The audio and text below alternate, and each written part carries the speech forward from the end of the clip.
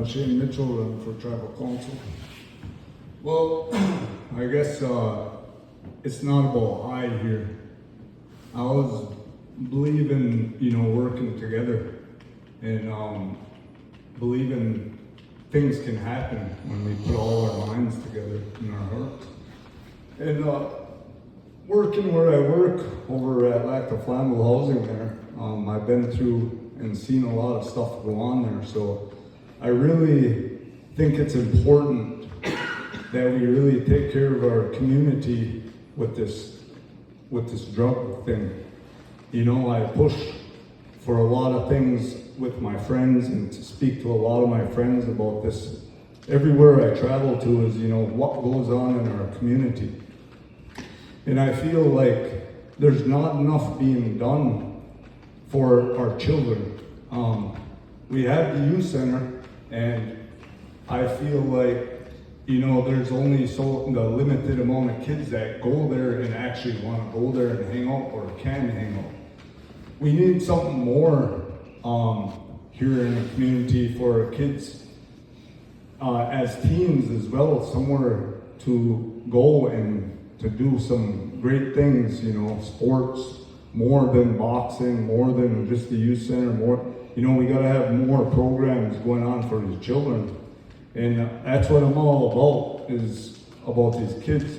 So when I work at housing here and taking care of these homes and stuff, that's, people ask me all the time, they're like, why would you put 25 years in at housing? Like, well, I'm dedicated. And one thing is, it's about the kids. Like, if we don't take care of these homes, and clean them of the drugs that are in them, there's only two of us.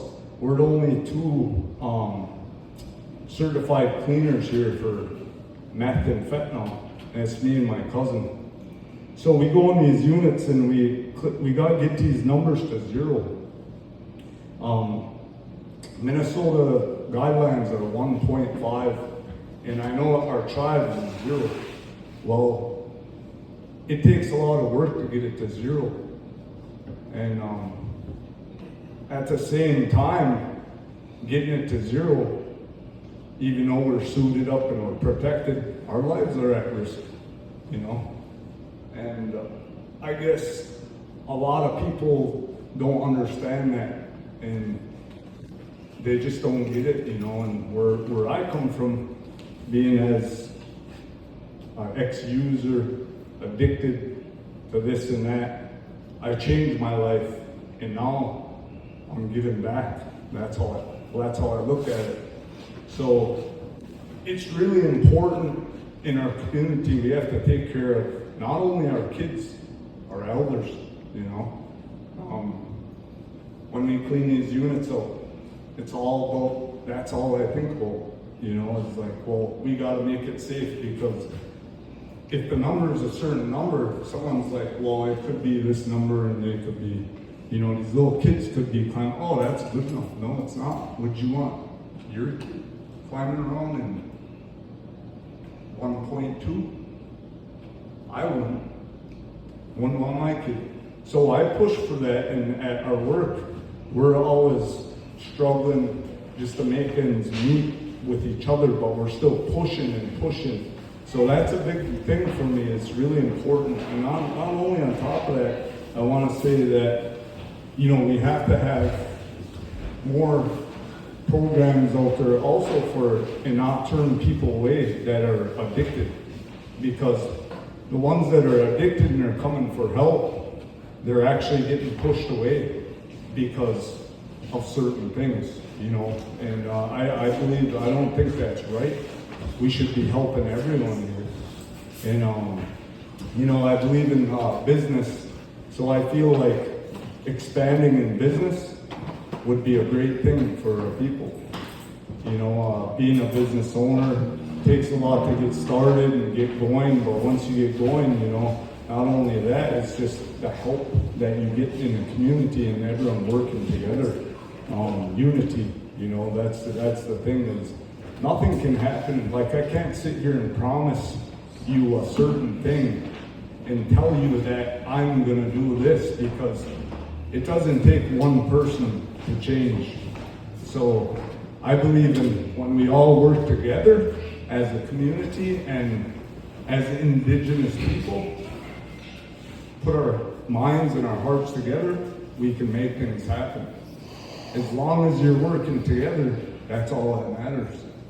So, you know, and I really would like more stuff pushed for culture and traditional, you know, and that's the way it should be. Is you know, they say we're losing this and we're losing that, losing some of our ways. Well, you know, we have a lot of people here that exercise their treaty rights. We hear them talk about these treaty rights and, you know, and keeping our treaty rights and protecting everything like our lakes. Like you said, like Stosh said, we can't be having these big boats racing around on our lakes, you know, and making all these waves and creating chaos and partying. You know, that's something we shouldn't allow. So we have to stand up and do what's right and push forward and say, hey, you know, this isn't going to happen here. This is our land. This is our water. So, you know, and another thing I always think about is food sovereignty. You know, other tribes done this and done that. Well, what about us? You know, why can't we have our own farms, our own stuff? I mean, yeah, it's going to take a lot of work and a lot of territory, but we got a lot of land here, and that's important, because what if McDonald's closed down? You know, what if Burger King closed down? I mean, I'm just saying, a lot of people like to eat out, but a lot of people also like to hunt and gather and eat the foods that we have here right at home. And that's really important as well as far as their health. You know, so yeah, I just, there's a lot of things we could go on and on. Like I said, you know, you won't get anything right, a specific thing, idea. We all have ideas, but what it boils down to is, I'm going to say it again, I can't do this alone. And it's going to take all of us. And all of us to stand up for what is right. I can't sit here and blame who didn't do this or who didn't do that. All I know is we have some good ideas, and we have to bring our minds together and be together and work as one. That's all going to be powerful. Which